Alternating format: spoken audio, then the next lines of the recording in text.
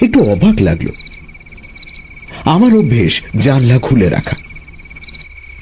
কেন জানলা বন্ধ করে শুয়েছি কয়েক মুহূর্ত ভেবেই পেলাম না। তারপর হঠাৎ মনে পড়ে গেল সব কথা। অমনি ওঠার চেষ্টা করলাম, কিন্তু পারলাম না। শরীরে এতটুকু জোর নেই। মাথার ভেতরটা শূন্য লাগছে। তেষ্টাও পেয়েছে, তাই ওঠা দরকার। মনে পড়ছে কোনার দিকে কুঁজোয় জল রেখে গেছে দরবেশ সাহেব। বলে গেছে, অসুবিধে হলে ডাকবেন, পাশের ঘরেই আছি। কিন্তু ডাকতে গিয়ে টের পেলাম গলায় আওয়াজ বেরোচ্ছে না। কেন যে সেই অলক্ষণে বাসটায় চেপেছিলাম? অত ভিড়ের বাসে চেপে অভ্যেস নেই, পারি না। ইচ্ছে করলে বন্ধুর বাড়িতে রাতটা আরামে কাটিয়ে আসতে পারতাম। ভোরের বাসটা নাকি খালিই যায়, অথচ কি এক ভুতুড়ে জেদ আমাকে পেয়ে বসেছিল। সন্ধ্যের দিকে আগা পাঁচতলা লোকে ঠাসা বাসটা এসে দাঁড়াতেই নির্বোধের মতো গুঁতো মেরে ঢুকে গেলাম। পাদানিতে অনেকগুলো পায়ের উপর পা রাখলাম। ওরা আপত্তি করছিল। বাসটা স্টার্ট দিয়ে খুব জোরে চলতে শুরু করলো। প্রায় মাইলটাক ঝগড়াঝাঁটি চলতে থাকলো গেঁয়ো লোকগুলোর সঙ্গে। তারপর কে যেন আমাকে হ্যাঁচকা টানে চলন্ত বাস থেকে টেনে নামালো। অর্থাৎ আমি ছিটকে পড়ে গেলাম। ভাগ্যিস পিচের ওপর পড়িনি। রাস্তার ধারে পুরো ঘাসের ওপর পড়ে সঙ্গে সঙ্গে জ্ঞান হারিয়ে ফেলেছিলাম। যখন জ্ঞান হলো, টের পেয়েছিলাম সামনে কেউ দাঁড়িয়ে আছে। তার হাতে অদ্ভুত একচোখো একটা লণ্ঠন। লণ্ঠনটার আলোর রং নীল। এমন নীল কাঁচে ঢাকা বাতি নিয়ে মানুষ ঘোরাঘুরি করে কোশমিনকালে দেখিনি। আলোর পেছনে আবছা দেখতে পাচ্ছিলাম লোকটাকে। দৈত্যের মতো প্রকাণ্ড। সে আলোটা আমার পাশে রেখে গম্ভীর গলায় বলেছিল, কে আপনি? এভাবে রাস্তার ধারে শুয়ে আছেন কেন? নেশা করেছিলেন বুঝি? অত কষ্টের মধ্যে হাসি পেয়েছিল। না, মাতাল নই। বাস থেকে পড়ে গেছি, তারপর কি হয়েছে জানি না। সে কি বলে লোকটা আমার পাশে ঝুঁকে এসেছিল। তারপর লণ্ঠনটা তুলে পা থেকে মাথা অবধি দেখে নিয়ে বলেছিল, জখম হয়নি তো? বুঝতে পারছি না। রক্ত টক্ত দেখতে পেলেন? না, তবে হাড়ে আঘাত লাগতেও পারে। টের পাচ্ছেন না কিছু? কে জানে। ওঠার চেষ্টা করুন তাহলে, কাছেই আমার ডেরা। এখন যেমন শরীরের অবস্থা তখন ঠিক এমনই ছিল। লোকটা শেষে আমাকে দুহাতে শূন্যে উঠিয়েছিল। তারপর ফের জ্ঞান হারিয়েছিলাম। দ্বিতীয়বার জ্ঞান ফিরে দেখেছিলাম এই ঘরে শুয়ে আছি, খাটিয়ায় বিছানার উপর। সেই নীল আলোর লণ্ঠনটা নেই।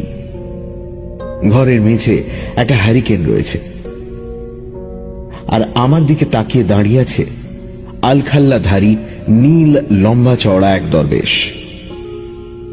কালো আলখাল্লা, গলায় লাল নীল পাথরের মালা, কাঁচা পাকা চুল ও দাড়ি, খাড়া নাক, লালচে টানা টানা চোখ। তার হাতে একটা গেলাস। আমাকে চোখ খুলতে দেখে বলেছিল, শরবতটা খেয়ে নিন। কই হাঁ করুন, খাইয়ে দিচ্ছি। একটু ঝাঁঝালো সুগন্ধওয়ালা সেই শরবত কয়েক ঢোক গেলা মাত্র আমার শরীর যেন বিদ্যুতের খেলা শুরু করেছিল। ভয় পাওয়া গলায় বলেছিলাম, এই কিসের শরবত? দরবেশ হেসেছিল। ভয় পাবেন না, বিষ নয়, খুব উপকারী দাওয়াই আছে ওতে। এক্ষুনি সুস্থ হয়ে উঠবেন। একেবারে সুস্থ হতে না পারলেও উঠে বসার শক্তি ফিরে পেয়েছিলাম। তারপর ওর সঙ্গে কিছুক্ষণ কথাবার্তা হয়েছিল। জানতে পেরেছিলাম বিশাল মাঠের মধ্যে এক দিঘির ধারে নির্জন দরগায় আমি আশ্রয় পেয়েছি। এর নাম মতি বিবির দরগা। এক তপস্বিনীর কবর আছে এখানে। তার উপর একটা পাথরের ঘর আছে। সেই ঘরে দরবেশ থাকে, পিদিম জ্বালে, আগরবাতি পোড়ায়, সাধনা টাধনা কিসব করে। এই ঘরটা পরে ইট দিয়ে বানানো হয়েছিল। ভক্ত বা দৈবাত বিপদে পড়ে কেউ এলে তাকে এ ঘরে থাকতে দেওয়া হয়। কিছুক্ষণ পরে দরবেশ আমাকে খান্দুই মোটা রুটি আর খানিকটা গুড় দিয়ে গিয়েছিল। বলেছিল, মেহরবানি করে এই দিয়েই খিদে মিটিয়ে নিন। আমি ফকির, বুঝতেই পারছেন। না না, এই যথেষ্ট। তবে খিদে আমার বিশেষ নেই, আপনি এগুলো। দরবেশ আপত্তি করেছিল। না না, আপনার কিছু খাওয়া দরকার। খেলেই গায়ে জোর হবে। আল্লাহর দয়ায় আপনি বেঁচে গেছেন। ওভাবে চলন্ত বাস থেকে পড়লে মানুষ বাঁচে না। যদি বা বাঁচে, হাড় গোড় আস্ত থাকে না। আমার হাড়গোড় আস্ত আছে তা ঠিক, কিন্তু শরীর এত দুর্বল হয়ে গেছে কেন বুঝতে পারছি না। দরবেশের প্রতি কৃতজ্ঞতা দেখাতেই রুটির টুকরো ছিঁড়ে মুখে পুড়লাম। ফের সেই শব্দটা হলো, খুব পুরনো জং ধরা লোহার কপাট খোলার মতো শব্দ, কিন্তু কিছুটা চাপা। ঘুরঘুরটি অন্ধকার ঘর। অন্তত তেষ্টা মেটানোর জন্য যথাশক্তি চেষ্টা করলাম উঠে বসতে। তারপর মনে পড়ল পাঞ্জাবির পকেটে দেশলাইয়ের প্যাকেটটা আছে, সিগারেটও আছে। পাঞ্জাবিটা মাথার কাছে রেখেছিলাম। অতি কষ্টে হাত বাড়িয়ে দেশলাই আর প্যাকেটটা বার করলাম। দেশলাই জেলে কুঁজোর কাছে গেলাম। মাথা ঘুরছে। পর মুহূর্তে মনে হচ্ছে আবার জ্ঞান হারাবো। কুঁজোর মুখে গেলাস আছে। দেশলাই কাঠিটা নিভে গেল। আন্দাজ করে জল ঢেলে চোঁ চোঁ করে গিলে ফেললাম।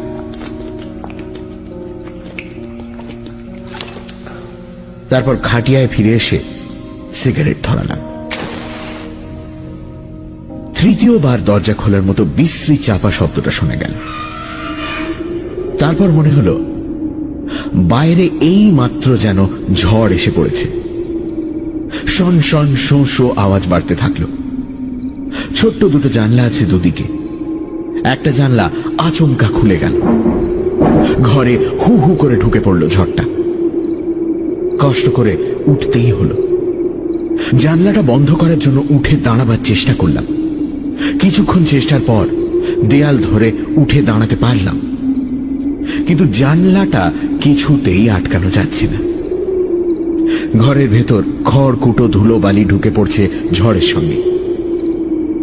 বাইরের ঘরে ঘন কালো অন্ধকারে কি এক প্রাণী যেন হুলুস্থুল বাঁধিয়েছে। তারপর বিদ্যুৎ ঝিলিক দিতে থাকে। বাজ পড়ল কাছাকাছি কোথাও। তখন ভাঙা গলায় ডাকার চেষ্টা করলাম, দরবেশ সাহেব, দরবেশ সাহেব। কোনো সাড়া এলো না। দরজা অনুমান করে পা বাড়ালাম।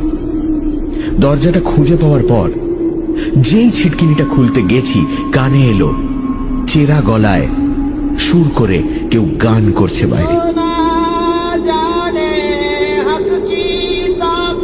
এই দুর্যোগের রাতে নির্জন দরগায় দরবেশের হঠাৎ গান করবার ইচ্ছে কেন জানি না। দরজা খোলার সঙ্গে সঙ্গে ঝড় যেন হাত বাড়িয়ে আমাকে টেনে নিল। বারান্দায় ছিটকে পড়লাম। দাঁতে দাঁত চেপে মনে মনে বললাম, আমার জ্ঞান হারালে চলবে না, মাথা ঠিক রাখতেই হবে। বারান্দার সামনে বিদ্যুতের আলোয় ছোট্ট একটা উঠোনের ইদারা চোখে পড়ল। দরবেশের ঘরের দিকে দেওয়াল ধরে এগোতে গিয়ে হঠাৎ চোখে পড়ল বিদ্যুতের আলোয় মুহূর্তের জন্য একটা সাদা ঝলসানো মূর্তি, এবং মূর্তিটি স্ত্রীলোকের, তাতে ভুল নেই। ইদারার ধারে দাঁড়িয়ে আছে। সঙ্গে সঙ্গে ভয় পাওয়া গলায় চেঁচিয়ে উঠলাম, কে কে ওখানে? ফের বিদ্যুৎ ঝিলিক দিল। ফের দেখতে পেলাম মূর্তিটা, কিন্তু এবার সে ইদারার দিকে ঝুঁকে রয়েছে। ভূতে বিশ্বাস নেই, কিন্তু ভয়ঙ্কর রাতে নির্জন দরগায় সেই বিশ্বাসের ভিত্তিটা নড়বড়ে হতে বাধ্য। ওদিকে সেই চেরা গলায় গানটা সমানে শোনা যাচ্ছে। আমি মরিয়া হয়ে ফের দরবেশকে ডাকলাম। তারপর দরবেশের ঘরের দরজায় জোরে ধাক্কা দিলাম। দরজাটা খুলে গেল। ভেতরে পিদিম জ্বলছে কালো একটা বেদির শিয়রে। দরবেশ নেই। এদিকটা ঝড়ের উল্টো দিক, তাই ঘরে ঝড়টা ঢুকছে না। ইদারার ধারের মেয়েটিকে ভূত ধরে নিয়েই আমি আক্রান্ত প্রাণীর মতো ঘরে ঢুকে পড়লাম এবং কাঁপতে কাঁপতে দরজা বন্ধ করে দিলাম। হ্যাঁ, বেদিটাই কবর এবং সম্ভবত কোষ্টি পাথরের তৈরি। ফার্সিতে কি সব লেখা আছে, কিন্তু পরক্ষণে চমকে উঠলাম। বেদির ওপাশে 3টে মরার মাথা রয়েছে। আবঝা আলোয় মাথাগুলো বিকট দেখাচ্ছে। আরো ভয় পেলাম। এমন সময় বাইরে সেই গানটা থেমে গেল এবং মনে হলো প্রচন্ড বৃষ্টি শুরু হয়ে গেছে। বেদি থেকে একটু তফাতে কম্বলের আসন পাতা ছিল। সেখানে গিয়ে বসে পড়লাম। তারপর আশ্চর্য, বন্ধ করে রাখা দরজাটা হঠাৎ মচমচ করে উঠল। তারপর খুলে গেল। সঙ্গে সঙ্গে বেদির পিদিমটা নিভে গেল। দরজার সামনে সেই নীল একচোখ লণ্ঠন হাতে দরবেশ দাঁড়িয়ে আছে। সে আলোটা ঘরের ভেতরে ঘুরিয়ে ঘুরিয়ে নিঃশব্দে কিছু দেখে নিল। তারপর বেদির দিকে ঘুরিয়ে রাখল। দরবেশ আমাকে লক্ষ্য করল না। তার সিলুয়েট মূর্তি ক্রমশ স্পষ্ট হয়ে উঠছে। এতক্ষণে তার মুখের দিকে তাকিয়ে দারুণ চমকে উঠলাম। এই কি কোনো জীবিত মানুষের মুখ হতে পারে? দৃষ্টি কেমন অদ্ভুত, নিষ্পলক, শূন্য। হাঁটু ভাঁজ করে পুতুলের মতো বসে পড়ল সে কবরের সামনে। বাইরে বৃষ্টির শব্দ, ঝড়ের শব্দ, বজ্রপাতের ভয়ঙ্কর শব্দ। মনে হচ্ছে পৃথিবীর শেষ মুহূর্তটি আসন্ন। এদিকে বেদির মতো কবরের ওপর লম্বাটি নীল আলো থেকে ক্রমশ ধূপের ধোঁয়ার মতো ধূসর বা নীল কি আবছায়া ঘনিয়ে উঠেছে। তারপর নাকে তীব্র হয়ে ঝাপটা দিল একটা কড়া সুগন্ধ। সুগন্ধটা অসহ্য লাগছিল, চেতনা অবশ করে দিচ্ছিল। তার আতঙ্কে কাঠ হয়ে দেখলাম ইদারার ধারে সেই মেয়েটি যেন শূন্যে ভেসে এলো এবং ধোঁয়ার মতো দরবেশকে ভেদ করে এগিয়ে বেদির উপর স্থির হয়ে দাঁড়াল। নীলাভ শরীর তার। হয়তো নীল আলোটাই এর কারণ হতে পারে। সে সুন্দর না কুৎসিত না সাধারণ বুঝতে পারছি না।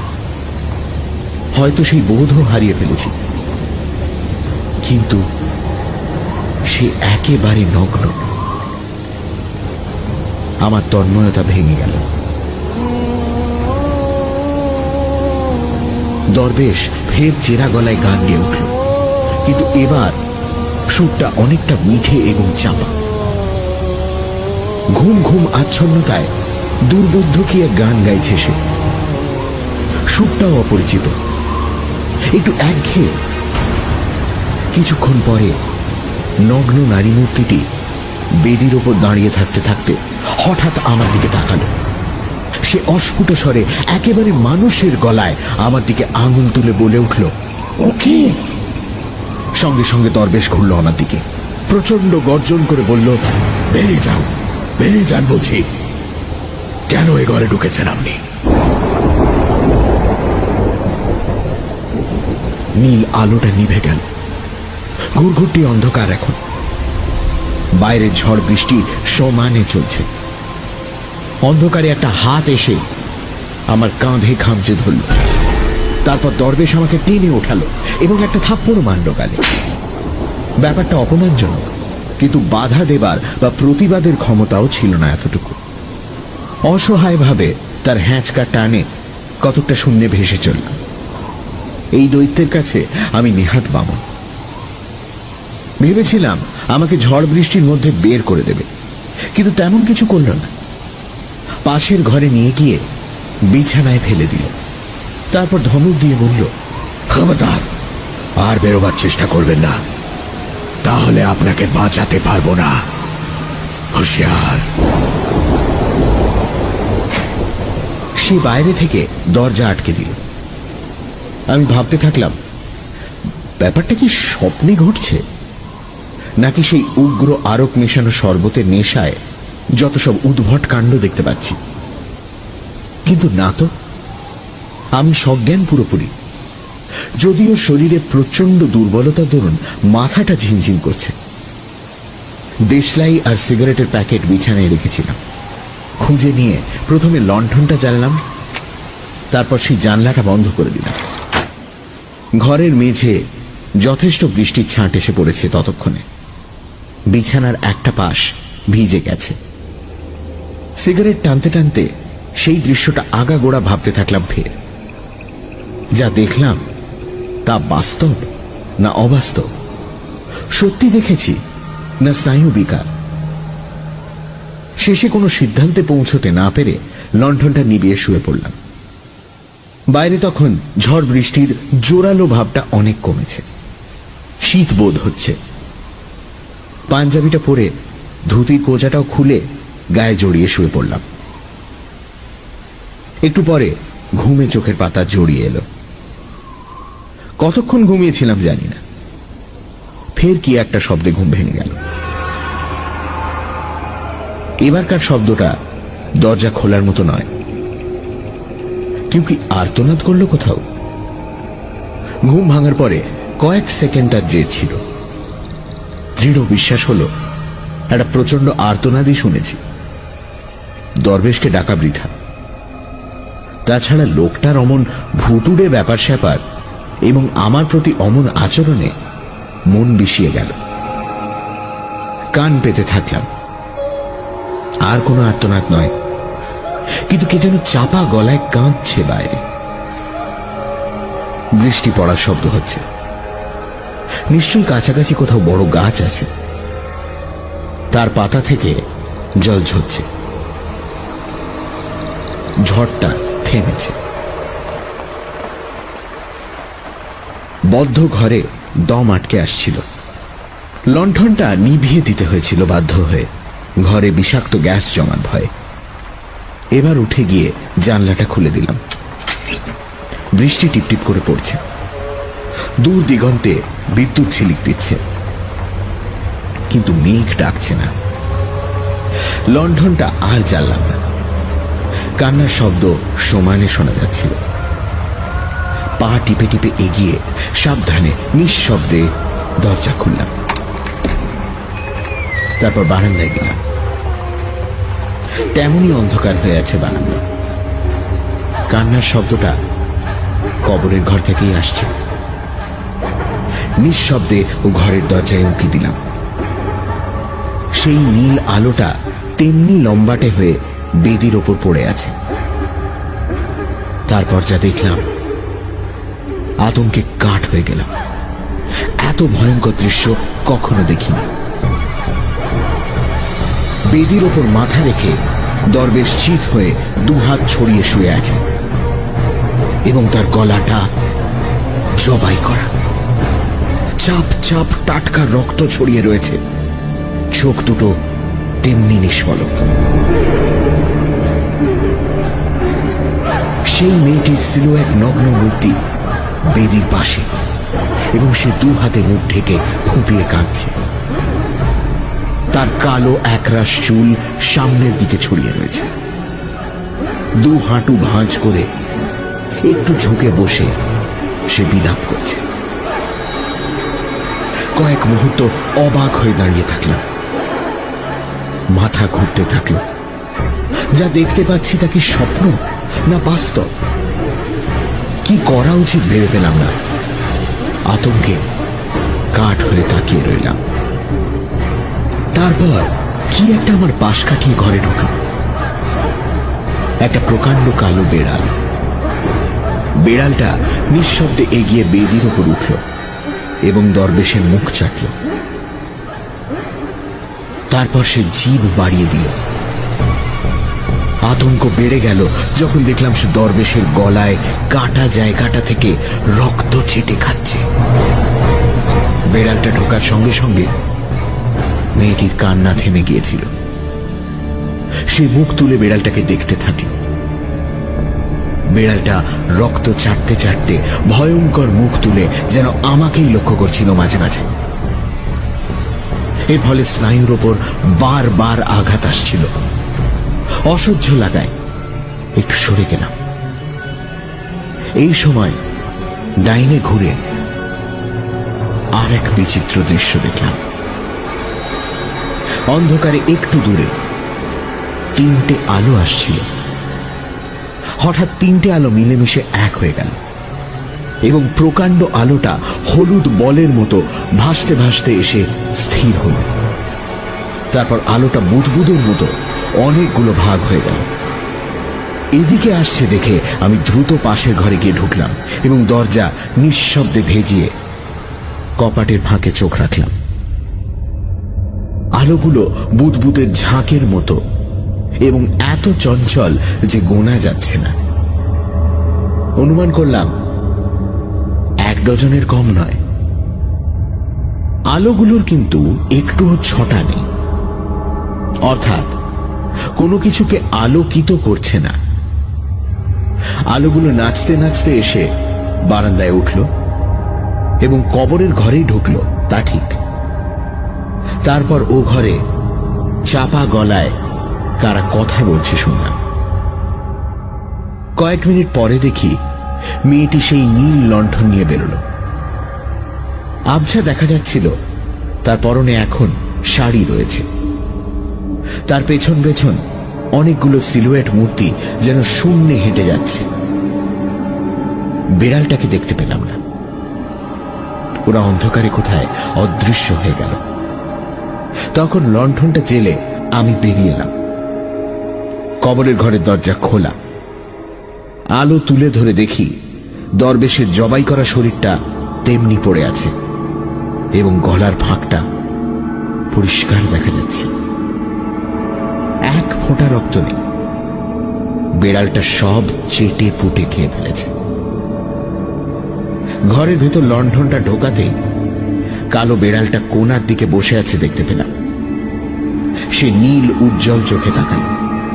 মুখে রক্ত লেগে আছে। তারপর সে দ্রুত আমার পাশ দিয়ে বেরিয়ে গেল। বেদির কাছে গিয়ে দরবেশের গায়ে হাত রাখলাম। আলখাল্লাটা ভিজে রয়েছে। নাড়িতে স্পন্দন নেই। বরফের মতো হিম শরীর। হঠাৎ সেই সময় চোখ গেল সেই তিনটে মরার মাথার দিকে। তিনটে মুন্ডু নড়তে শুরু করেছে। নড়তে নড়তে বলের মতো তারা আমার দিকে গড়িয়ে আসতে থাকলো। আর সহ্য করতে পারলাম না। লণ্ঠনটা তাদের উপর ছুঁড়ে মারলাম। কাঁচ ভেঙে গেল, তেল ছড়িয়ে আগুন ধরে গেল। তার মধ্যে মুন্ডু তিনটে নাচতে থাকলো। এক লাফে আমি বারান্দায় পৌঁছলাম। তারপর অন্ধকারে কিভাবে যে এগোলাম বলার নয়। আছাড় খেলাম কতবার। কাদায় জলে জামা কাপড় শরীর যাচ্ছে তাই মাখামাখি হলো। কিছুটা এগিয়ে আবছা ধূসর আলোয় ভরা মাঠে পৌঁছলাম।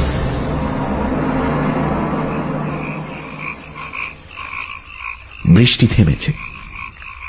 আকাশের দক্ষিণ পশ্চিম কোণে এক টুকরো ভাঙা চাঁদ বেরিয়ে এসেছে। সামনে পিচের পথটা দেখা যাচ্ছিল। সেখানে গিয়ে ঘুরে দাঁড়ালাম। দরগার এদিকটা বিশাল পাহাড়ের মতো দেখাচ্ছে। কালো হয়ে আছে। বুঝলাম জায়গাটা ঘন জঙ্গলে ভরা। রাস্তায় পৌঁছে সাহস বেড়ে গেল। হাঁটতে থাকলাম। শরীরে সেই দুর্বলতা আর নেই। দূরে একটা আলো দেখা যাচ্ছিল। মনে পড়ল ওধারে সেই ছোট্ট চটি যেখান থেকে বাসে চেপেছিলাম কাল সন্ধে। আলোটা লক্ষ্য করে চলতে থাকলাম। লোহাগড়া ব্লকে নিশীথ, আমার বন্ধু নিশীথ রায়চৌধুরী কৃষি অফিসার। ভোরবেলা আমাকে জল কাদা মাখা ভুতুড়ে চেহারায় দেখে ভীষণ অবাক হয়েছিল। সংক্ষেপে তাকে মোটামুটি সবটাই বললাম। সে কিছুক্ষণ নিষ্পলক চোখে আমার দিকে তাকিয়ে থেকে তারপর বলল, ঠিক আছে, আগে বাথরুমে ঢোক। আমার বউ বড্ড ঘুম কাতুরে, বেলা করে ওঠে, তোকে এই অবস্থায় দেখলে হুলুস্থুল ঘটাবে। কাপড় চোপড় ছেড়ে স্নান করে এবং নিশীথের পাজামা পাঞ্জাবি পরে আরামে বসলাম। ততক্ষণে সূর্য উঠেছে। নিশীথ চা করে আনলো। চা খেতে খেতে বললাম, বাবারে, এতক্ষণে কোমর ব্যথা করছে একটু একটু। নিশীথ বলল, ফিরে গিয়ে এক্স রে করাস। কিন্তু কথা হচ্ছে, ঝড় জলের সময় মতি বিবির দরগায় নিশ্চয়ই তুই ভীষণ রকমের দুঃস্বপ্ন দেখেছিস। না মানে তা ছাড়া তো এর কোনো ব্যাখ্যা হয় না। অসম্ভব। দরবেশের ডেড বডিটা নিশ্চয়ই এখনো আছে, বরং পুলিশে খবর দেওয়া যাক। নিশীথ হাসল। কি বলছিস? ওখানে কেউ থাকে না, সেরকম কোনো ঘরটরই নেই। তবে একটা কবর আছে বটে, এবং সেটা কোষ্টি পাথরে তৈরি। তুই বাস থেকে পড়ে অজ্ঞান হয়ে গিয়েছিলি, ঠিক? জ্ঞান ফেরার পর নিশ্চয়ই ঝড়ের সময় আশ্রয় নিতে দরগায় ঢুকেছিলি। তারপর আঘাত পাওয়ার রিয়াকশনে জ্বরটর এসে গিয়েছিল। তারপর লম্বা চড়া একটা দুঃস্বপ্ন দেখেছিস। রেগে গিয়ে বললাম, ঘর নেই তো ঝড় বৃষ্টিতে ছিলাম কোথায়? নিশীথ বলল, নিশ্চয়ই দরগার বটতলায় গিয়ে ফের অজ্ঞান হয়ে পড়েছিলি। অসম্ভব, এক্ষুনি আয় আমার সঙ্গে। স্বপ্ন হতেই পারে না, আমার ব্যাগ ট্যাগ সব রয়েছে ওখানে।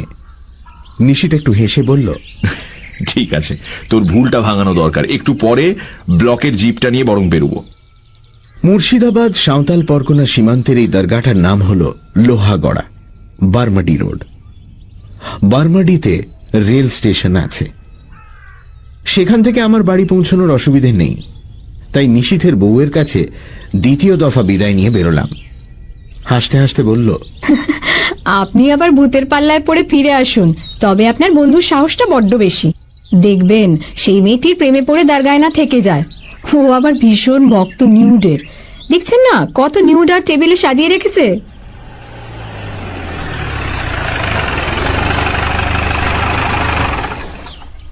মিনিট 25 গিয়ে রাস্তার ধারে জিপ রেখে আমরা দরগার দিকে পা বাড়ালাম। তারপর থমকে দাঁড়ালাম। নিশীথ বলল, কি হলো? বললাম, দেখ দেখ, সেই কালো বেড়ালটা। একটা কালো বেড়াল ভাঙা চোরা প্রকাণ্ড চত্বরে বসে একটা থাবা তুলে গাল চুলকোচ্ছে। চত্বরের মাঝখানে কোষ্টি পাথরের কবর। বেড়ালটা থাবা নামিয়ে আমাকে দেখতে লাগলো। কিন্তু কি আশ্চর্য, সেই কবরটা, ফার্সিতে লেখা ফলকটাও। কিন্তু এ তো ফাঁকা জায়গায় রয়েছে। ওপাশে একটা প্রকাণ্ড বটগাছ। নিশীথ এগিয়ে গিয়ে জল কাদায় পড়ে থাকা আমার ব্যাগ কুড়িয়ে নিয়ে বলল, তোর ব্যাগ নিশ্চয়ই। এই সময় ড্রাইভারটা একটু কেশে বলল, স্যার, শুনেছি এখানে এক ফকির থাকতেন, পরে তাকে খারাপ মার্ডার করেছিল। মেয়ে মানুষ নিয়ে গন্ডগোল। শুনে আমার মাথা ঘুরতে লাগলো। ব্যস্ত হয়ে বললাম, নিশীথ, চলে আয়।